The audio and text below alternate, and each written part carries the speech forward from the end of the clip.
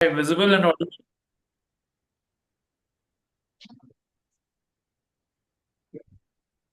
Good morning, everyone. Am I visible, Gala? Yes, yes. Morning. Hey, how Hi. are you, Gaurav? I'm good. How are you? Fine. It's raining here. Oh, it's sunny here. Yeah, Yes, long nice, time no see.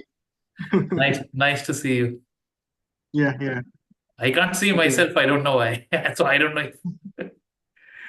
It's okay. okay. Regarding the start term, I think it's in 5 or 10 minutes. Let me ask the committee. So please Okay. wait a moment. Yes, yes, no problem. You can start first, but I'm since I'm the second speaker. Okay. Should I start? Yeah. No, no, no. In 10 minutes. Wait, let me ask Okay. the committee. All right. All right.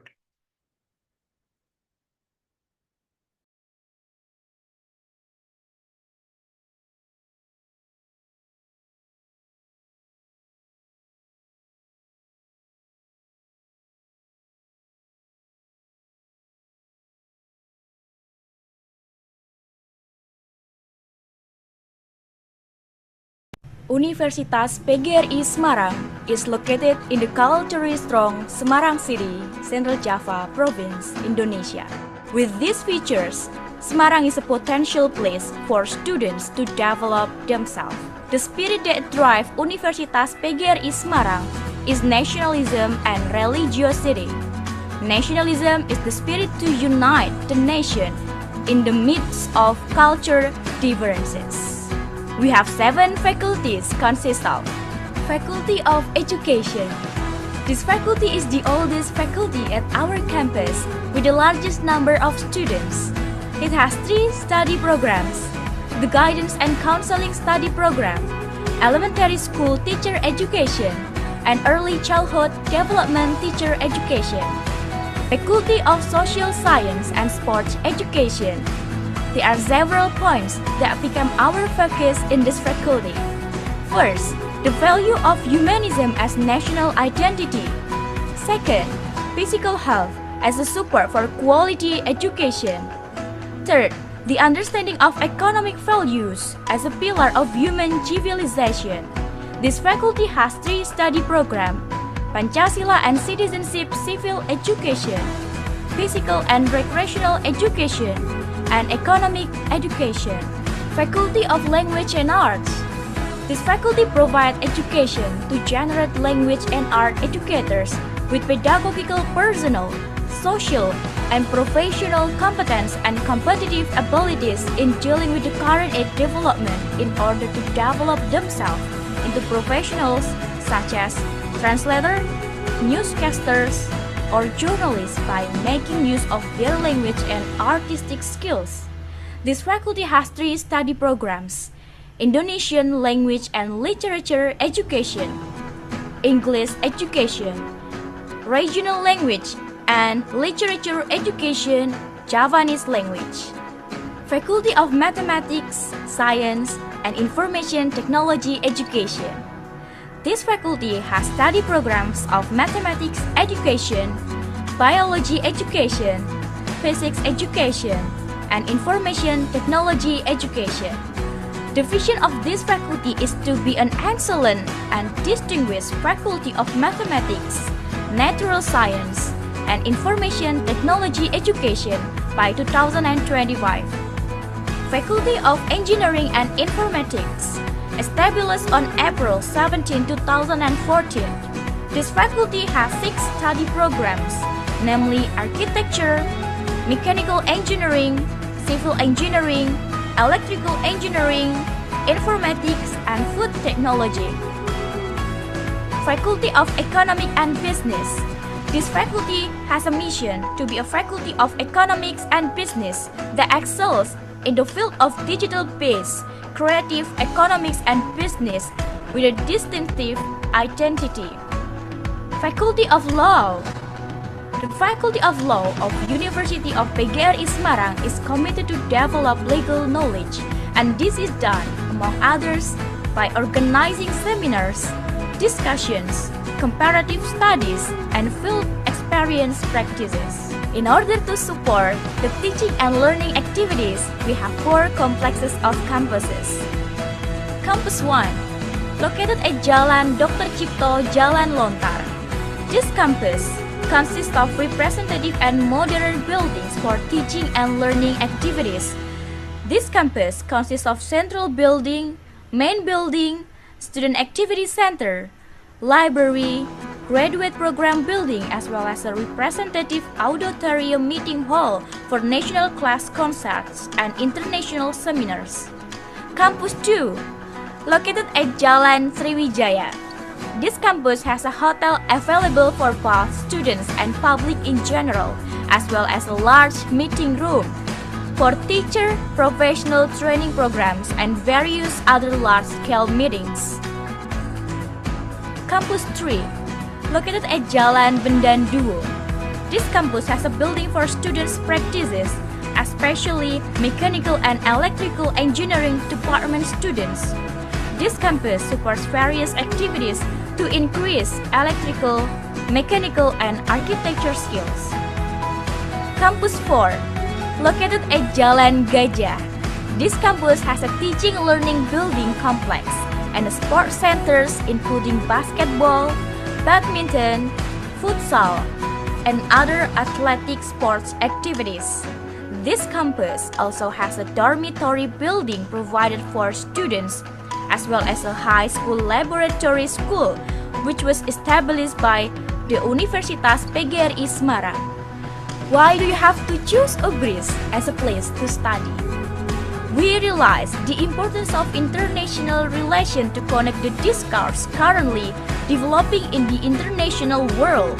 This is where we establish a collaboration to open up opportunities for career leader through students and lecture exchanges, credit transfer and double degree program, joint internship and research, and publication with our reputable university partners.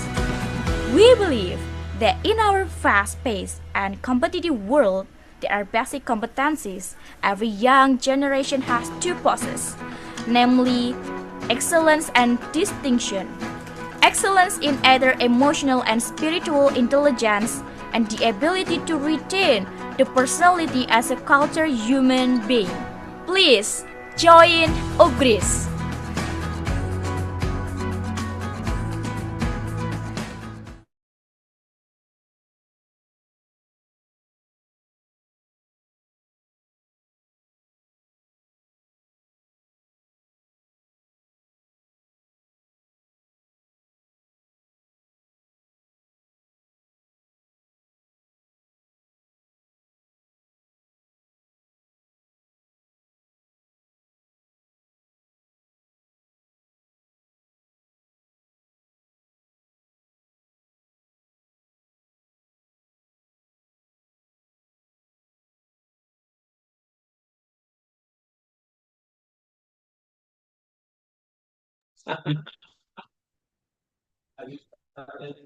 Assalamualaikum warahmatullahi wabarakatuh.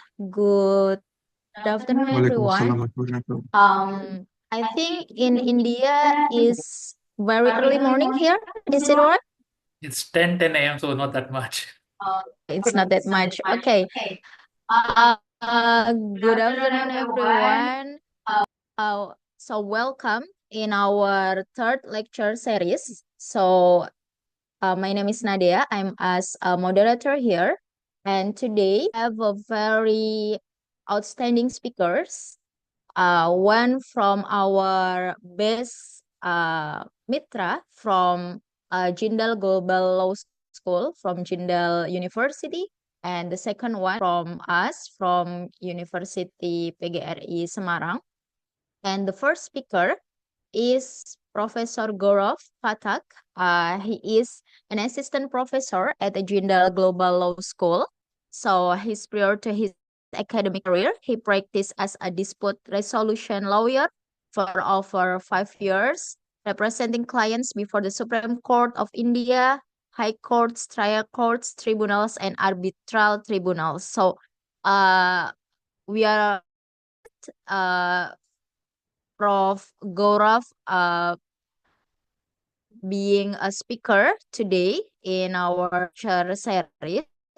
So, this lecture series will divide it into session. Session is first speaker by Prof. Gaurav, and the second one by Mr. Tubagus Galang. So, we have the first session to Prof. Gaurav Patak.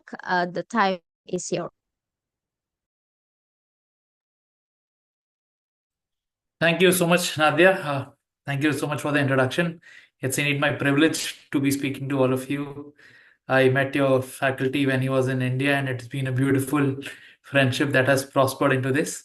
And I'm quite excited to share some of the insights that the consumer protection law in India might offer. And I'm also eager to learn about the consumer protection law that is there in Indonesia. So I've made a small presentation. I'll share it with everyone. And in the meantime, I might also refer to some of the actual legal provisions by showing you them through my computer. So please bear with me. I'll just share my screen.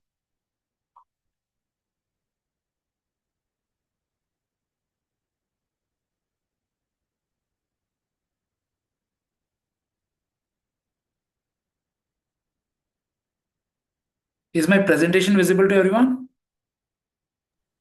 Okay, Yes. thank you. Thank you. So as you said, the topic for the day is consumer protection in a globalized world.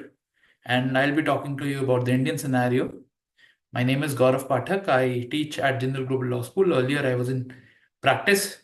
I have practiced consumer law, and apart from that, nowadays, for the last 6-7 months, I write a column in Indian newspapers on consumer law. So you'll get a pretty latest scenario with respect to whatever is happening in India with respect to consumer law. So India had a law called the Consumer Protection Act 1986. So it's been quite a while since we have a specialized consumer law. Before this, if anyone is buying a product or availing any services and they had a dispute in relation to that, their only remedy was either under the contractual law, so they will have to file a civil litigation on that front, or if there is some element of criminality involved, they could have approached the police for their remedies. Let us say fraud has happened and all that. Now, this 1986 Act made a very beautiful change that it said that for all the consumer disputes, the Parliament of India is making this law, and consumers have a choice now. They can go to any forum they want. They can go to courts also, they can go to police also, and they also have the option of coming up before consumer forums. So these are specialized bodies created under the 1986 Act. What is a consumer forum? It is a tribunal, it is not a court, so it differs from that extent. Any consumer can approach the consumer forum, and the consumer forum is not as strict as a court. So it's not that you need to approach the consumer forum in a very specific format of pleading. You could simply write your complaint on a piece of paper also with necessary documents, and you submit it to the forum. The fees for approaching consumer forum was also very low, and consumer forum was present in all the districts. So India has over 600 districts. Each district had a consumer forum.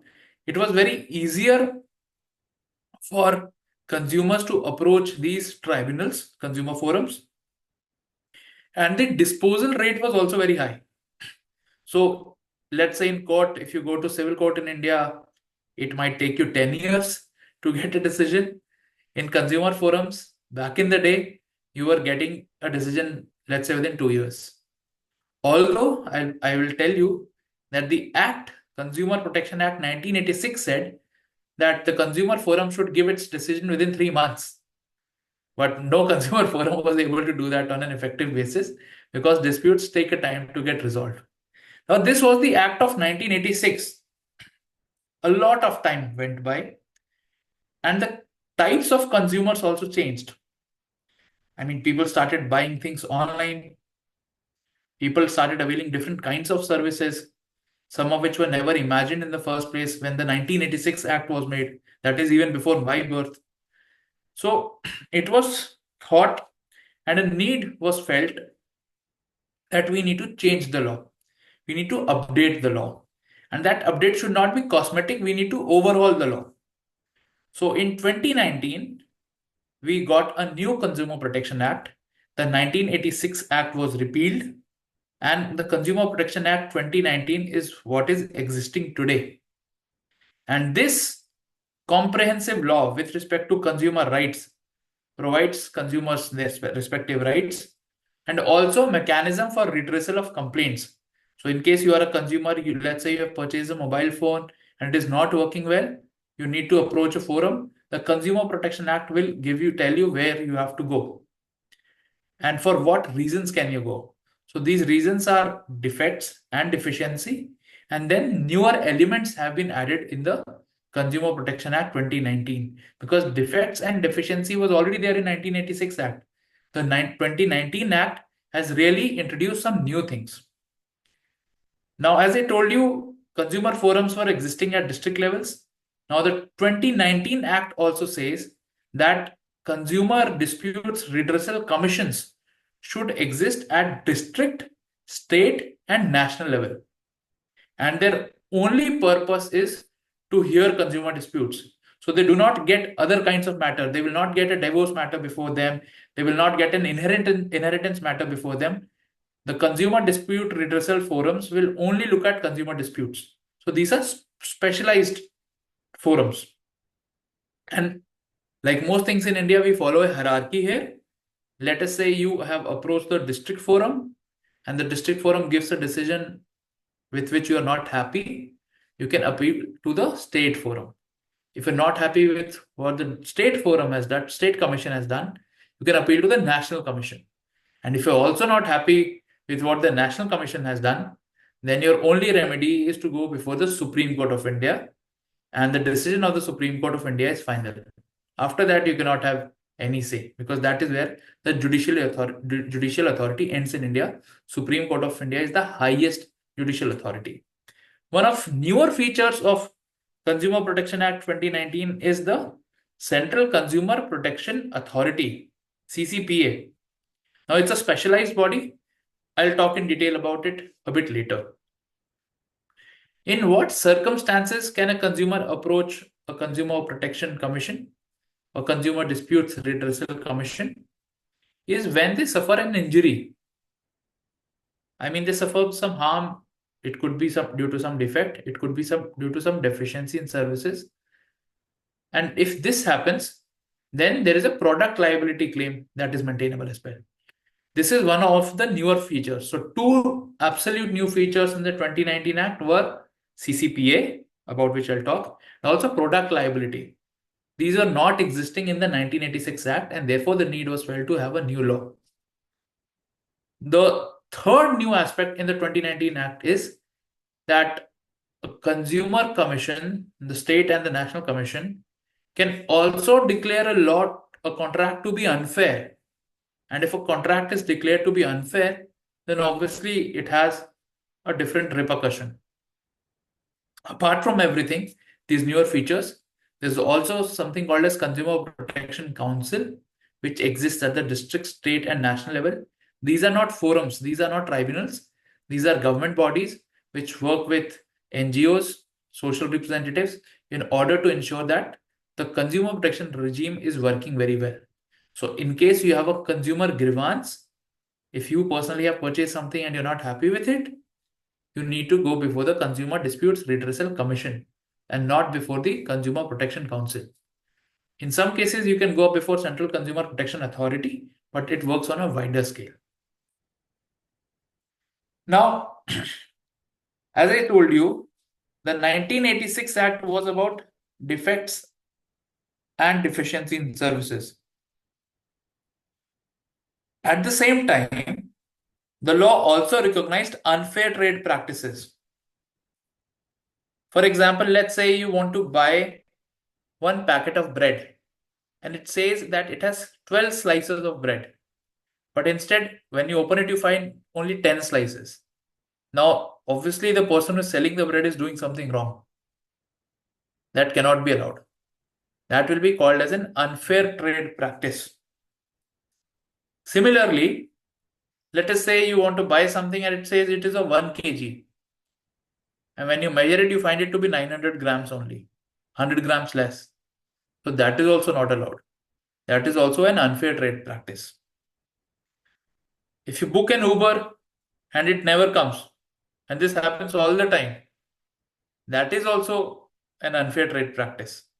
So this includes providing false information regarding the quality or quantity of a good or service, and also includes misleading advertisements. But a lot of such cases were being filed in the 1986 Act for the last 30 years. And it was felt that with the advent of e-commerce, when people are buying on the internet, the existing law at that time, 1986 Act, was not being able to fulfill the demand, the legal demand also. There were some challenges with respect to certain definitions. And also that consumers were not that much aware about what rights they had. See, as I said, the consumer commissions were fast. They were disposing almost 90% of the cases that were coming up before them. But it took them a long time, almost a year on average, to resolve a consumer case. And remember, when we're talking about average, we are also including cases which have been decided earlier. So usually it was taking almost 2 years or sometimes more to decide one case. And that is a long time. The 1986 Act did not address unfair contracts. There was no provision regarding unfair contracts. And the Law Commission of India, which is another body, had said that we should have a separate law with respect to unfair contracts. But the Parliament decided that instead of having a separate law on unfair contracts and separate consumer law, why not combine everything and have a new consumer law in totality, which will be for the benefit of everyone. So the effort to change the consumer law was not easy. And I'm talking about this because this presented a challenge which has now come into an opportunity as such. So the effort started in 2011. A bill was introduced. The purpose of the bill was that consumers should be able to file online complaints. Because earlier you had to physically go to the Consumer Commission, present your complaint, and then the Commission took over the matter. But this effort did not succeed because the Parliament, the Lok Sabha, which is House of the People in India, dissolved and the elections were called. So this bill never became the law. It never became an act. In 2015, an effort was made to replace the entire 1986 Act, saying that we'll make everything new. There were new provisions introduced, such as product liability, unfair contracts, setting up of a regulatory body, which is CCPA. And this bill was examined by a parliamentary committee, a standing committee of the parliament. And it took about a year to submit its report. So it examined the bill, all the provisions, and then gave a report in April 2016. The recommendations were with respect to some of the things that I've mentioned in the slides. After these recommendations were studied by the government, it introduced a new bill in 2018 to replace the 2015 bill. So the 2015 bill was withdrawn and a new draft was introduced considering all the recommendations that were made by the parliamentary committee. And it is this bill of 2018 which eventually became the Consumer Protection Act of 2019, which we are going to look at today.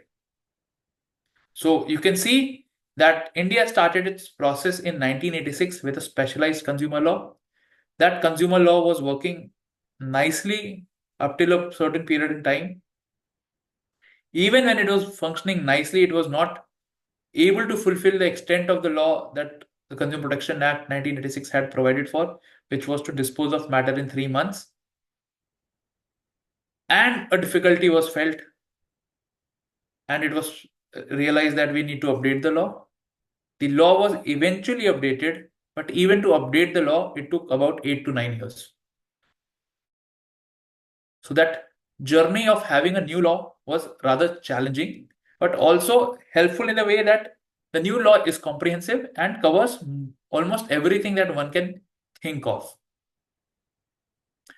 So the journey in the Consumer Protection Act of 2019 starts with filing of a consumer complaint.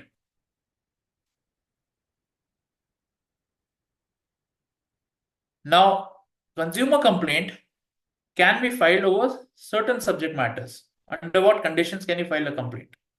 So one is obviously defect in goods or deficiency in services. Second is if the seller or service provider is doing an unfair or restrictive trade practices. These are all technical terms which are defined under the Consumer Protection Act. Excessive pricing. So I'm not sure in Indonesia if it happens like this, but in India, every product has a maximum retail price. So if this is the pen I'm holding, and the law says it cannot be sold for more than 10 rupees, the Indian 10 rupees, it cannot be sold for more than that. For example, let's talk in US dollars. If I say it cannot be more for sold than more than 10 cents, if somebody is selling it for 15 cents, that is a wrong. That is excessive pricing. So that is not allowed because we have maximum retail price. The fourth ground is knowingly selling goods or providing services that do not meet safety norms. That is also very important.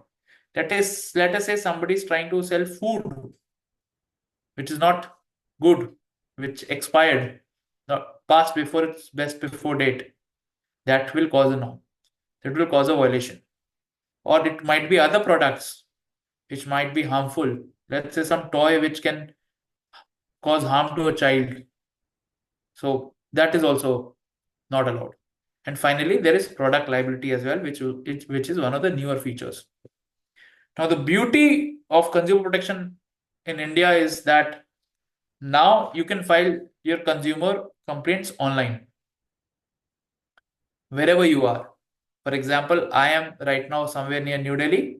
I can file it from here. If I go to some different part of the country, I can file it from there also. The law says that hearing should also take place online, and we are moving to that, but there are some infrastructural challenges that we are facing. So not every consumer commission has moved online, but many have. A consumer complaint can be filed where the complainant resides or works. In normal conventional civil cases, the complaint has to be filed where the defendant lives.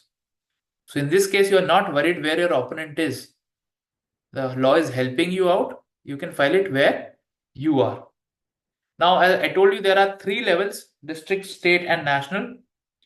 And these have different pecuniary jurisdiction in terms of money. Up to what extent can they exercise their power?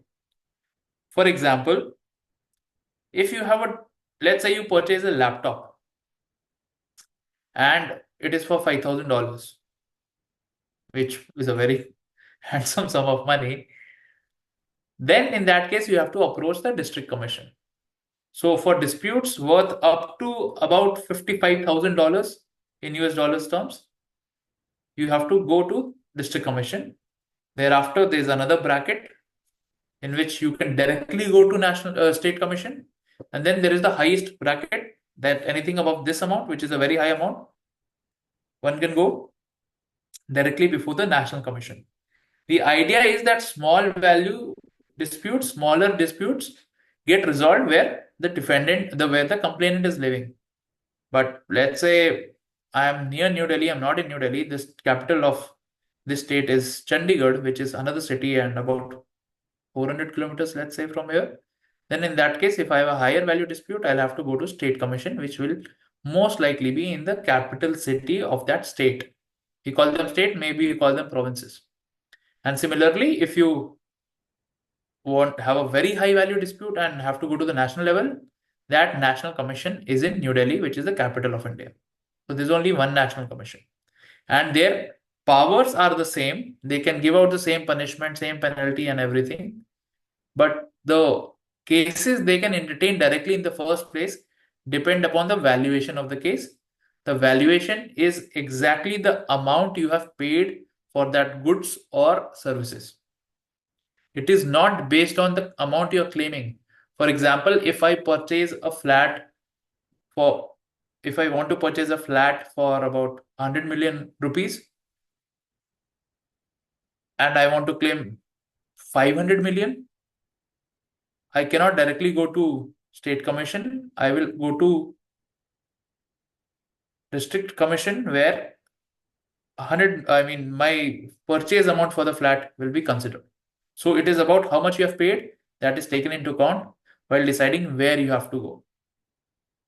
But in case I am alleging that in my purchase of flat, the contract that the builder signed with me is unfair, then I can directly go to State Commission or National Commission if the amount of the flat is very, very high, of the highest order. So district commissions do not have the power to declare a contract as unfair. It is only the state and national commission. Why?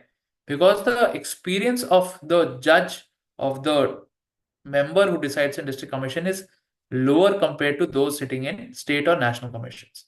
In state commission, we have a retired High Court judge. In the national commission, we have a retired Supreme Court judge.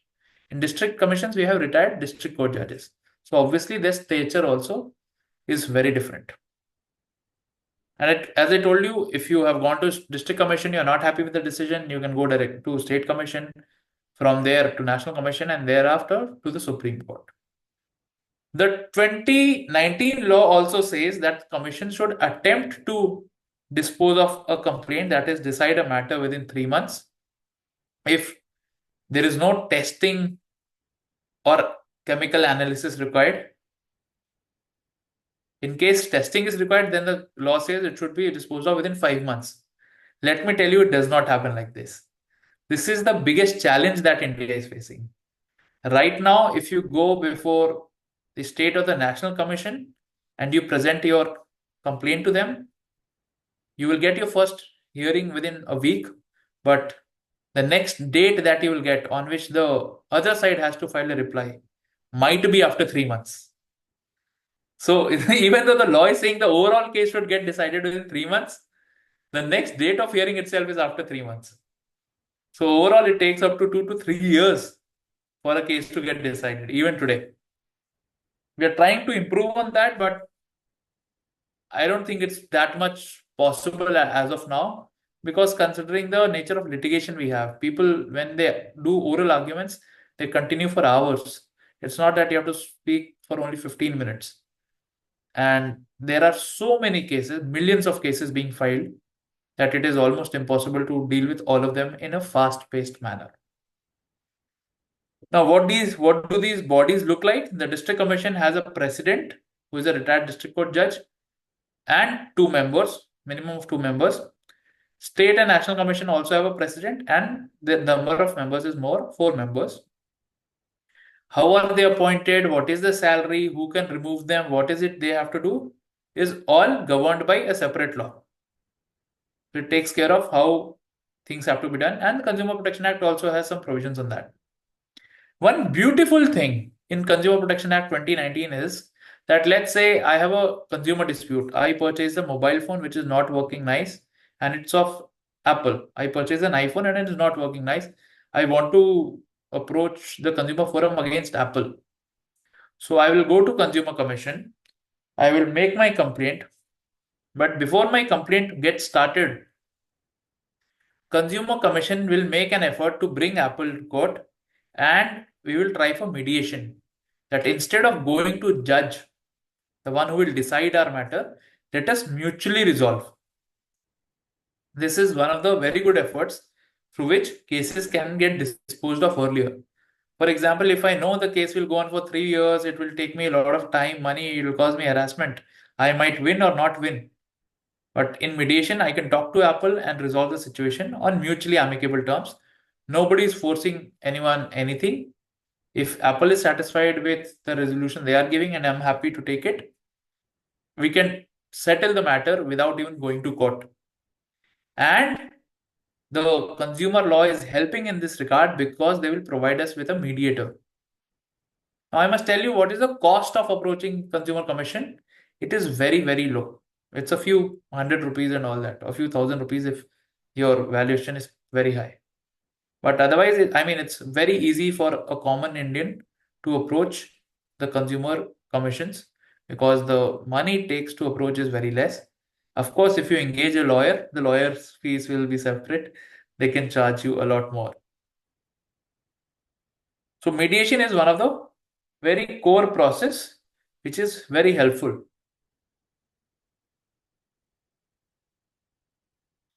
Now, let's come to this Central Consumer Protection Authority. And I've put a star mark next to this because it is one of the newer features of the law. It was not there under the 1986 Act. The 2019 Act sets up this authority, which is a government authority. The job and role of this authority is to promote, protect, and enforce rights of consumers as a class. It is headed by a chief commissioner and might have other commissioners. This chief commissioner is one of the highest bureaucrats in the Ministry of Consumer Affairs. So one of the very top officers. It also has an investigation arm, the CCPA. It is headed by a director general. And the CCPA might ask DG, this director general, to furnish some reports. So the director general of investigation may issue notices, pass orders to recall goods, prevent unfair trade practices, reimburse purchase price paid, impose penalties for false and misleading advertisements. It can also file complaints before consumer commissions. Now, CCPA is a very new body as such. It has only been 4 years since it was established, but within 4 years, it has done a lot of work. One example that I'll give you, and most of you might relate to it, that when COVID happened, our countries were put on lockdown. And many of us had flight bookings, train bookings to go to some place or the other place. And those travel companies did not refund the amount. They were being very miser in refunding them. Now, CCPA has taken up such cases and ensured that consumers get those amounts back. Because CCPA was representing the class of consumers. So, whole block of consumers who travel, the CCPA was acting on their behalf, and it enforced consumer rights and made sure the travel companies refund the amount that they had collected for ticket bookings but did not refund on account of COVID. Similarly, in India, there are a lot of coaching institutes. Students who want I'm to sorry, Prof. Gora. Yes, please. 5 minutes to present. All right. 5 minutes, right? Yeah, thank you so All much. right. So there are a lot of coaching institutes, and CCPA has looked at them and said that you cannot have misleading advertisements. Next, we have consumer protection councils. These are again government bodies consisting of local authorities in a particular district or state or the national level. They overall look at whether things are going on nicely or not. They don't do that much work. It is a really unfortunate situation that don't meet that often also. For example, I think I remember reading at least 1 year back that this authority did not even sit for 2 times in a year. They sat for only 1 time in a year. So you can imagine what work was being done. This is one of the challenges that is there under the current consumer protection law. The next new thing we have is product liability. If you purchase a product, you can make the manufacturer liable, the seller liable, the service provider liable for any defect or deficiency in case you suffer any harm due to it. So the manufacturer cannot say that only the seller is liable, or the seller cannot say that I'm not the manufacturer, I'm not liable. All of them are liable, and compensation can be claimed by you, the consumer. Coming to unfair contracts, which is also a new feature. What kind of contracts can be unfair? If the contract is asking for excessive security deposit, you need to deposit a lot of money for the contract. Disproportionate penalty for breach of contract. If you don't pay an EMI, you have to pay so much as penalty. But if the builder does not give you the flat in time, almost no penalty. That is not acceptable. And also, which say that these contracts are unfair. The state and national commission only can declare a contract to be unfair. What is an unfair trade practice? Some statements regarding quality of goods, price of goods, quantity of goods, spurious goods. You cannot sell fake products. and all that. Restrictive trade practice is slightly different. Changing in price, mandatory buying of certain products is something that comes within restrictive trade practice. The CCPA can jump in at these junctures also. It can direct companies to stop selling some sort of products. For example, CCPA recently passed an order in which it directed that pressure cookers which are being sold in the market and not certified pressure cookers should be stopped from selling, and though they were available on Amazon, and the companies were directed to recall them. So that is also pretty much possible. What are the penalties that the law provides? So consumers get compensation, they get refund, but companies can also be penalized. Service providers can be penalized, sellers can be penalized. There is some amount for that. In case orders are not complied with, then jail is also possible. We have different categories. There is separate penalty for misleading advertisements also. And you can see the nature of penalties as per how bad that wrong is, how serious that wrong is. And accordingly, penalties are mandated. Now, CCPA and even under the Consumer Protection Act, certain new subordinate legislations have been made. For example, we have specific rules in relation to e-commerce. So if you're buying from Amazon and not getting a good product, you have specific remedies for that. We have specific law for misleading advertisements. We have also law for dark patterns, which is something really new about how websites are designed. Misleading advertisements in the coaching sector. You can see this is absolutely new, introduced last year only, because coaching centers were making false claims that All India Rank 1 is coming from coaching center, and 10 different coaching centers were claiming that. How could one student have studied in 10 different coaching centers? That is not possible. And the latest guidelines we have is with respect to greenwashing, that companies are making false environmental claims. And again, that is something that is not allowed as per the consumer law. Now, this was my overall presentation. In case you have any questions, I'll be happy to answer, or we can take the questions later on also as per what the organizers deem fit. Thank you so Okay. much. Okay, thank you so much, Prof. Gaurav. Thank you so much for the very fruitful explanation and for the very precise explanation to us. Before we go to the question and answer, we directly continue to the second speaker. And the second session will be led by second speaker. Our second speaker is Mr. Tubagus Galang Windy Pratama, SHMH. He is our head of law study program. So without further ado, please, Mr. Tubagus Galang Windy Pratama, the time is yours. Thank you very much, Miss Nadia. So, Gaurav, Miss Nadia here is not only our moderator, but also my secretary of the head of the law department. Oh, that's nice. Thank you. She is my partner, and we are really grateful that you are coming here to our seminar. And we hope the event does not stop here, and we can continue later.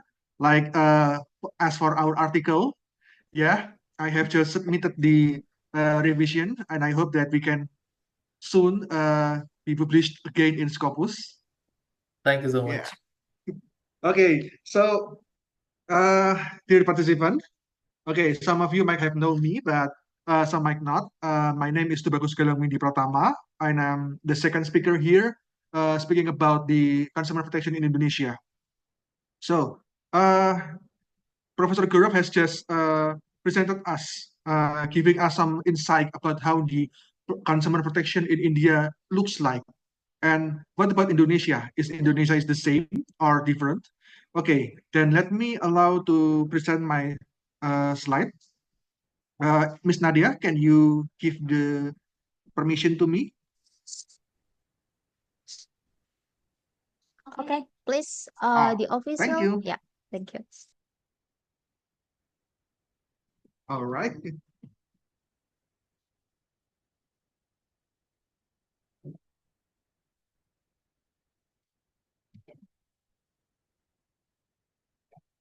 Okay. Greetings, participant. And I'm here to present the paper titled "The Consumer Protection in a Globalized World: The Indonesian Scenario." I just took Gaurav's title on the slide and make it Indonesian.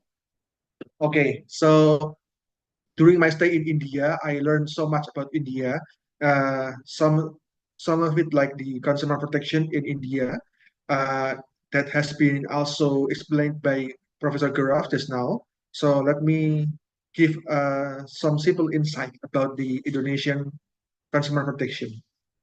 So one thing that we must consider is that the globalization, the rise of the internet, the rise of the technology has expanded our markets, especially the consumer choices, especially because we know now have wide access to artificial intelligence that automatically also makes the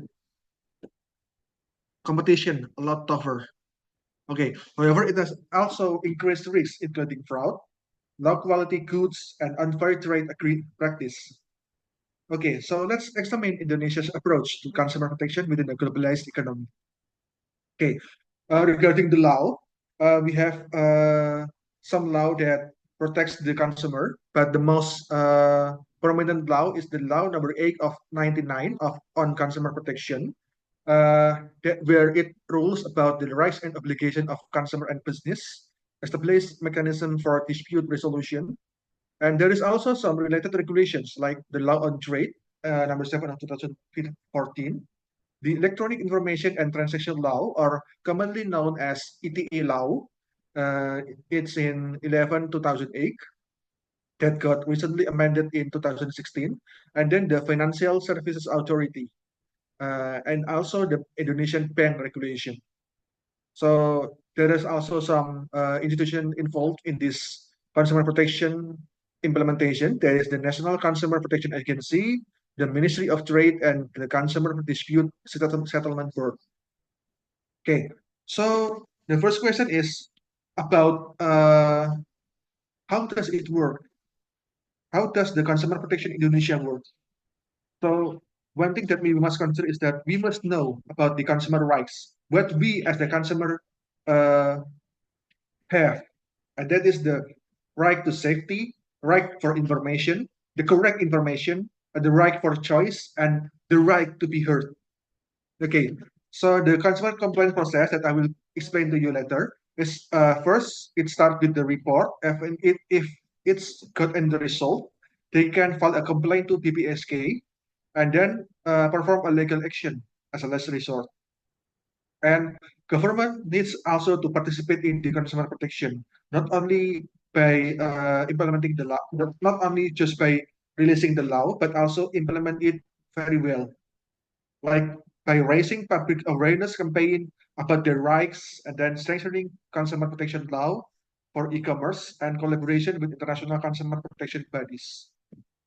Okay, so there are also some global challenges in consumer protection in Indonesia. First is the digital transformation. We must know that the rise of e-commerce has posed as a really challenge for Indonesian market because e-commerce is risky because it has fraud and many others.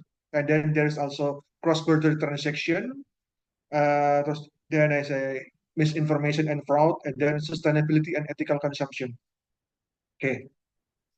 Then let's move on to part two, the case study. So recently, I mean, in a few hours before, just in a few hours before, yesterday, there is something big happens in Indonesia that most people don't know, and maybe they don't realize that it can happen. And it happens in Pertamina. Okay, so Indonesia, we have some government-owned company, our BUMN, and some of this government-owned company, there's some prominent BUMN called Pertamina that sells gasoline that monopolize the market of the gasoline in Indonesia. So people, if they want to buy gasoline, they have to buy it in Pertamina. There is also some other company that sell the gasoline like Shell and many other more, but they are less prominent than Pertamina because the government literally protect the BUMN. But recently, there is some big case happens yesterday, just yesterday. Okay, let me show you some video that maybe can raise some. Okay. Direktur Utama PT Pertamina Patra Niaga Rifa Siahaan ditetapkan Kejaksaan Agung sebagai tersangka dalam kasus dugaan korupsi tata kelola minyak mentah dan produk kilang pada PT Pertamina Subholding dan kontraktor kontrak kerjasama, KKKS, tahun 2018 hingga 2023. Dalam keterangan resmi Kejagung, PT Pertamina Patra Niaga diduga membeli Pertalite untuk kemudian di-blending atau dioplos menjadi Pertamax. Namun, pada saat pembelian, Pertalite tersebut dibeli dengan harga Pertamax. Dalam pengadaan produk kilang oleh PT Pertamina Patra Niaga, tersangka RS melakukan pembayaran untuk RON 92 Pertamax, padahal sebenarnya hanya membeli RON 90 Pertalite, atau lebih rendah kemudian dilakukan blending di storage depot untuk menjadi RON 92. Demikian bunyi keterangan Kejagung. Dilansir Selasa. Dan hal tersebut tidak diperbolehkan, tambah Kejagung. Dalam perkara ini, ada 6 tersangka lain yang turut ditetapkan. Mereka adalah Direktur Utama PT Pertamina International Shipping, Yoki Firnandi, YF, SDS selaku Direktur Festock dan Product Optimization PT Kilang Pertamina Internasional, dan AP selaku VP Festock Management PT Kilang Pertamina Internasional. Lalu, Mekar selaku Beneficial Owner PT Navigator Katulistiwa, Dewe selaku Komisaris PT Navigator Katulistiwa sekaligus Komisaris PT Jenggala Maritim, dan GRJ selaku Komisaris PT Jenggala Maritim dan Direktur Utama PT Orbit Terminal Merak. Rifa Siahaan bersama SDS dan AP memenangkan mood broker minyak mentah dan produk kilang yang diduga dilakukan secara melawan hukum. Sementara itu, tersangka DM dan GRJ melakukan komunikasi dengan tersangka AP untuk memperoleh harga tinggi, spot, pada saat syarat belum terpenuhi dan mendapatkan persetujuan dari SDS untuk impor produk kilang. Dokumen dalam pengadaan produk kilang oleh PT Pertamina Patra Niaga, Rifa kemudian melakukan pembelian untuk produk Pertamax, RON 92. Padahal sebenarnya, hanya membeli Pertalite, RON 90, atau lebih rendah.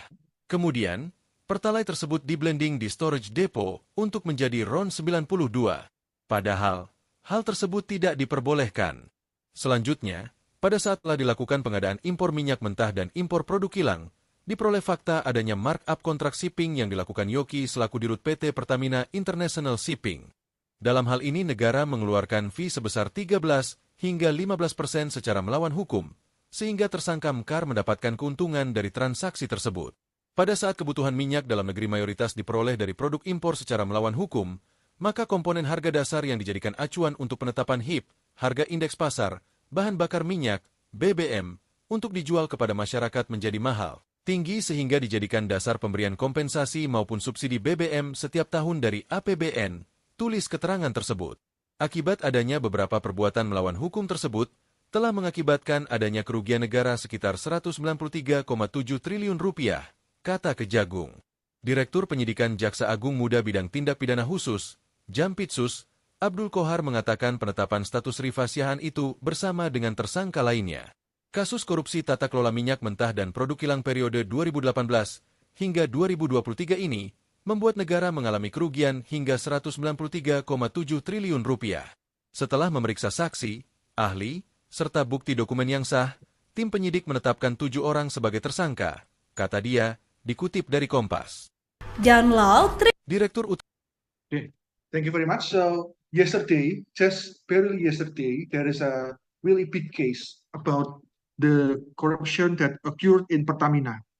So it is not only a corruption, but also a fraud, literally a fraud, because some people that responsible for this is literally committed a fraud where they sell a substance that contains RON 90 fuel, commonly known in Indonesia as Pertalite, mixed with other substances and sell it as the RON 92 or commonly known as Pertamax.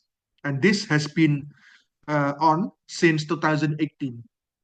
So it's around 7 years.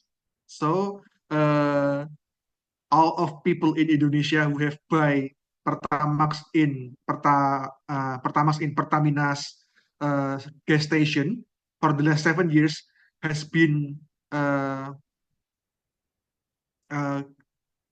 has got fraud, yeah, and because of the lower fuel quality and massive profits for corrupt executive, estimated of the damage is around 193.7 trillion rupiah. It's a really massive amount, around 12 billion USD. And this also caused the consumer to be afraid of the Pertamina's product because they literally misled us into purchasing an inferior product at an inflated price. Okay, so this legal standing of this case falls under law number 8 of 99 on consumer protection, specifically regarding the misleading product information and fraud.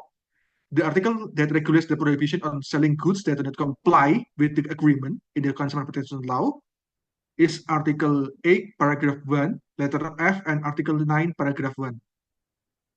Let me show the law. Okay, so the business actors are prohibited from producing and all trading goods and or services that do not comply with the promises stated in the label, description, advertisement, or sales promotion. Where the actor that did this producing advertising good that is not correct can be sentenced to 5 years or maximum fine of 2 million rupiah. Okay, so one thing that we as a consumer need to know is that even though this is a state-owned enterprise of the owned by the government itself or BUMN, Pertamina is still subject to consumer protection law and anti-corruption regulation. So there is two laws that could count in this case. Not only this anti-corruption regulation, but also the consumer protection law, because it concerns us as a consumer. I'm sure that many people here who attend this seminar has used Pertamax as a fuel. And then, what do you think about when you realize that the fuel that you use is not the correct quality that has been promised, that it will make your car or motorcycle more clean, and it turned out not. Okay. Nah, the President of Consumer District Indonesia, so regarding the Pertamina, we can go through the National Consumer Protection Agency, the Non-Governmental Consumer Protection Agency (LPKSM), the Consumer Dispute Resolution Agency, the Indonesian Consumer Foundation, or even the Ministry of Trade, where the process, you can use starting from the complaints, where you could file a complaints about the product that do not meet your expectation or not according to their ads. And then you can go through the mediation. If mediation is failed, you can use arbitration, and then you can use conciliation, and lastly, supervision, by asking the Ministry of Trade itself to see whether or not it is a literal consumer fraud. And then, okay, the suspect of this case has been caught. There is 7 of them. There is still no full name yet, but you can just see the picture, because in Indonesia, starting if the case is surfaced, a lot of people will follow it and then see through its justice. There is the director of PT Pertamina Patraniaga, terus and PT Kilang Pertamina, and then PT Pertamina International Shipping, Kilang Pertamina International, the beneficial owner of PT Navigator Katulistiwa, the commissary of Navigator Katulistiwa, and then the commissary of PT Jenggala Maritim. There's a lot of people involved, but there is currently just 7. But I think as more hours continue, there will be more suspect, and then this raise some serious problem about the Pertamina, because this makes people don't want to believe the product that Pertamina released. How can we believe that Pertamax is good when turn out it's not as they advertised? Okay, in conclusion, turn out the 7 people who could come into corruption is called the untouchables, because they literally cannot be untouched by the law, but they too has fallen, and many will follow us. This on one side raise some people's trust against on the laws, but on the other hand, it tainted our governments.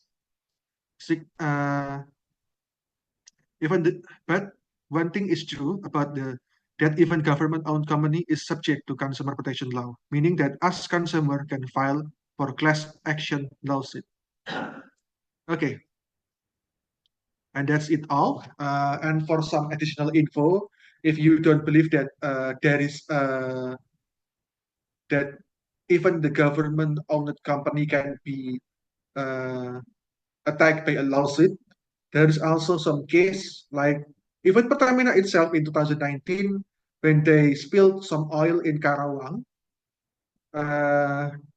They got sued by the people there, the fishermen and the residents. And after countless years of 2 years of court battle, Pertamina must pay compensation to fishermen and residents. And then there is also some case like in USA, like in flood water crisis, where the government-owned company are accused of provided toxic water for citizen, and then they got sued and lose 600 million settlement.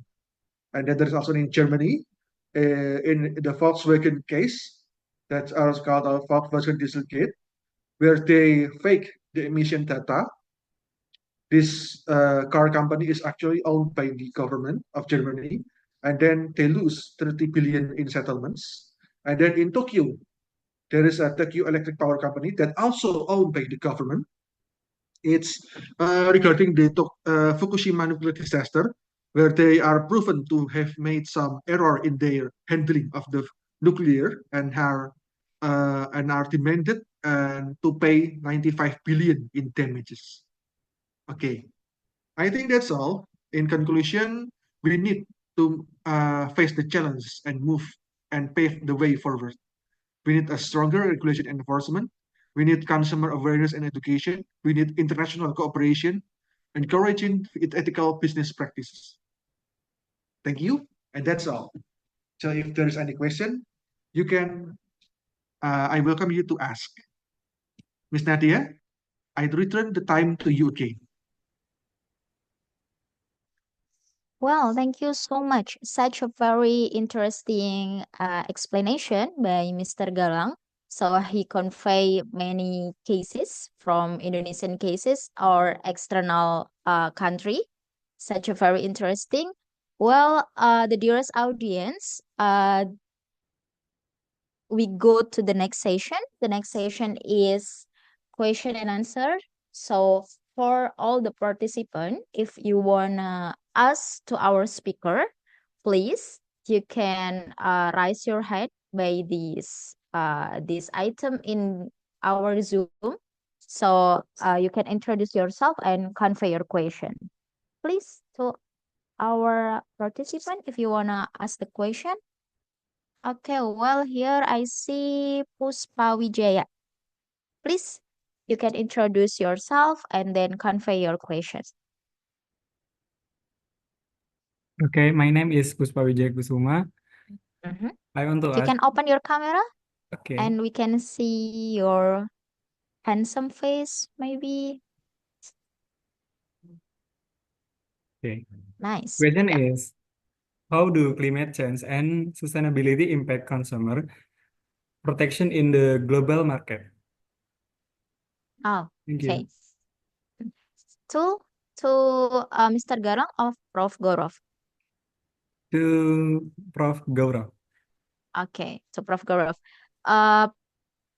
The question from Puspa, perhaps you can directly answer, Prof, about sustainable development and regarding with the consumer protection Yes. in our global market. Yeah. Exactly. Thank you so much. Fantastic question.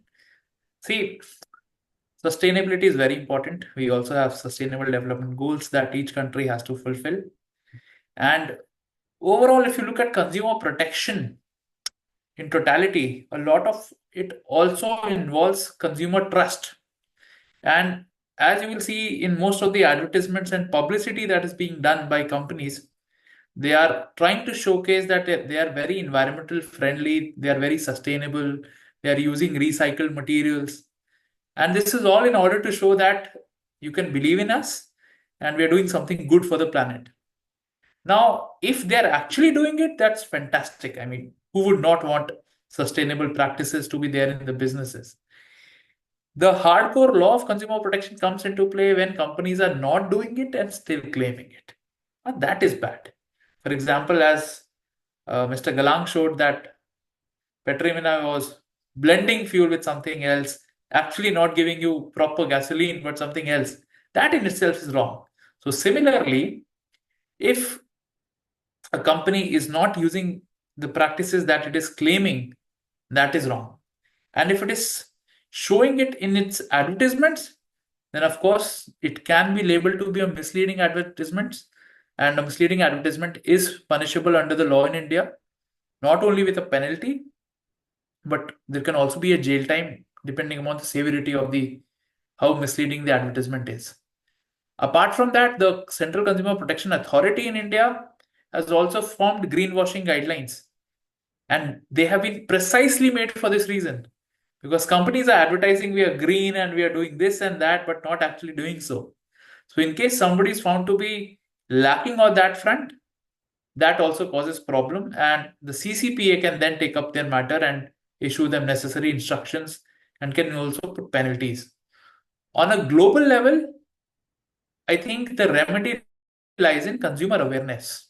The problem is that many people don't even know that they have a consumer right to know about that product or services they want.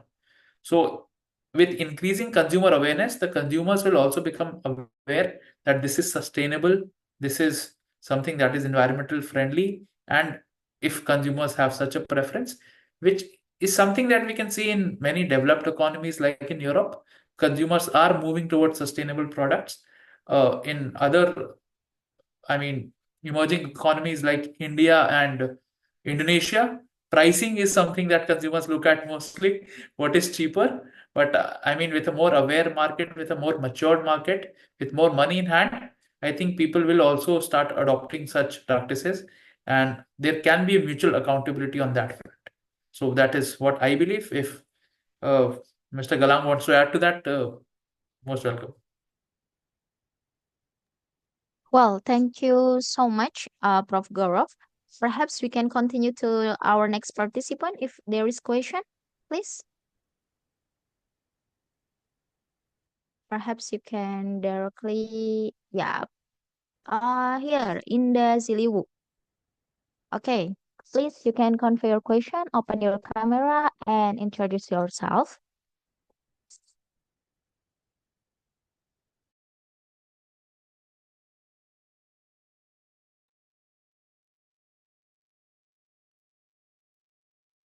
My name is Indah.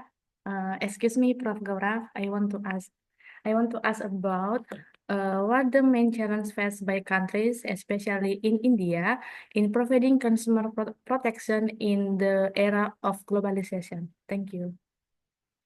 Thank you so much, Inda. If I heard your question correctly, you're asking what efforts is India making? Okay. So, India is a big country like Indonesia, and people are generally not that aware about their rights. The level of legal awareness is not as much as we would want. So I told you about Consumer Commission, Central Protection Consumer Authority, Consumer Protection Council. They all put in a lot of campaigns. So we have a campaign called Jago Grahak Jago, which is wake up consumer, wake up. Now is your time. You should realize what your rights are. Don't be sleepy. If you sleep, then you get nothing. So wake up and realize what your rights are. It's a huge campaign. It is on radio, it is on TV, it's in newspapers, it's in magazine, it's everywhere. And the effort of the government is to raise consumer awareness. It also happens through social media, through TV advertisements. Sometimes even before movies, we get some advertisements about legal rights. So there's a lot of effort on that front. Apart from that, there are a lot of conferences organized by the government also about consumer rights. So that is also a big part of the system. in raising consumer awareness. The enactment of the 2019 Act in itself, that we have a new consumer law, also made so much news that it was almost like raising consumer awareness. So a lot of effort and money is being spent on raising consumer awareness. Some big companies, like there's a huge company called Tata in India. Now Tata's also run their own consumer awareness program. And you must realize that it's beneficial for big players also. For example, if you buy a fake product without knowing it is fake, it is the actual company which suffers the harm, because you think I bought the original and you think that original is not working well. So even the bigger players are interested in giving out original products so that consumers are not left confused and there is authenticity in the market. So litigation on that front happens a lot. Whenever you see fake products being in the market, the original player comes and stops that. So these are some efforts that India is making. But overall, the major effort is towards increasing legal awareness through big campaigns.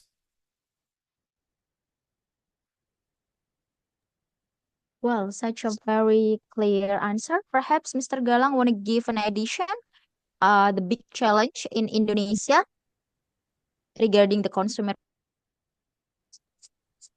Okay. Actually, I want to emphasize the fact that not only in India, but also in Indonesia, that the consumer awareness about their rights is really low.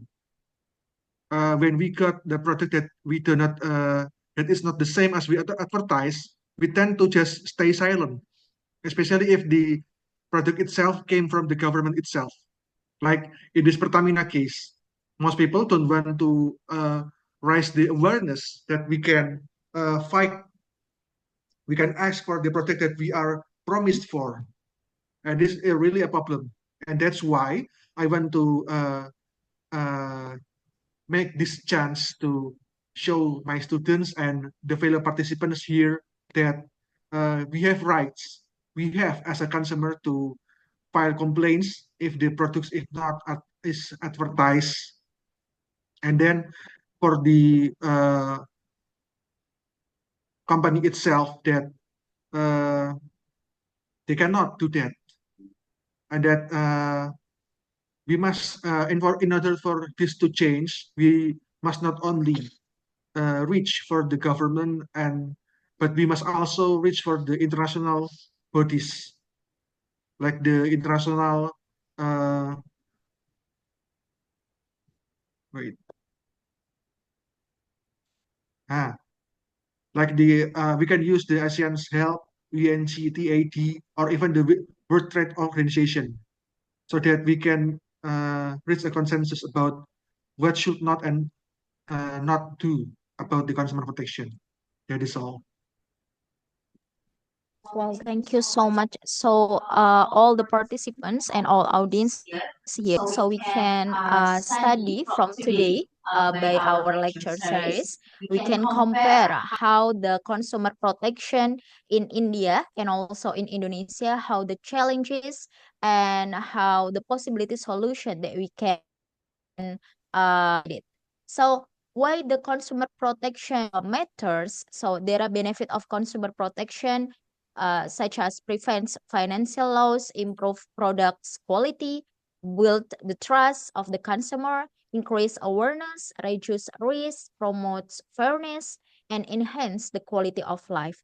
So, like Prof. Gaurav and Mr. Galang say that there are so many challenges regarding the consumer protection, but we need to face the challenges by collaboration, by collaborate all the stakeholders, because as we know that we have a very comprehensive law, but our law can stand alone. So we need the best implementation by collaboration with all the stakeholders.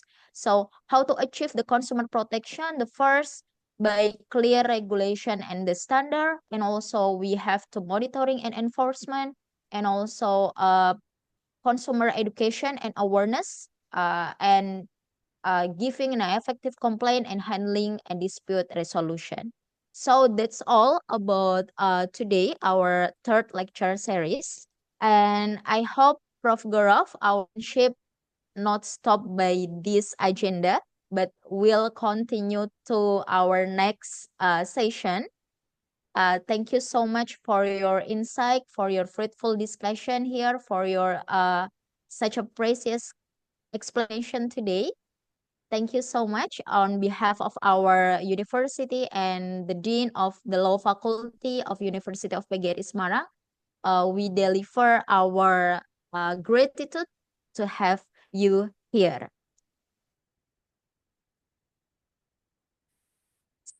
So, photo session. So please, the official, we can count. You can count perhaps one and then open your camera and we can directly have photo session.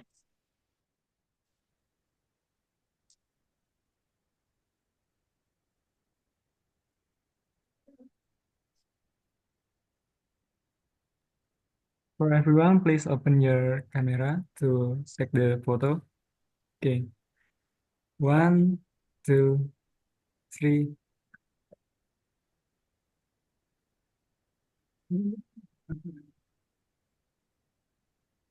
Okay. More. 1, 2, 3.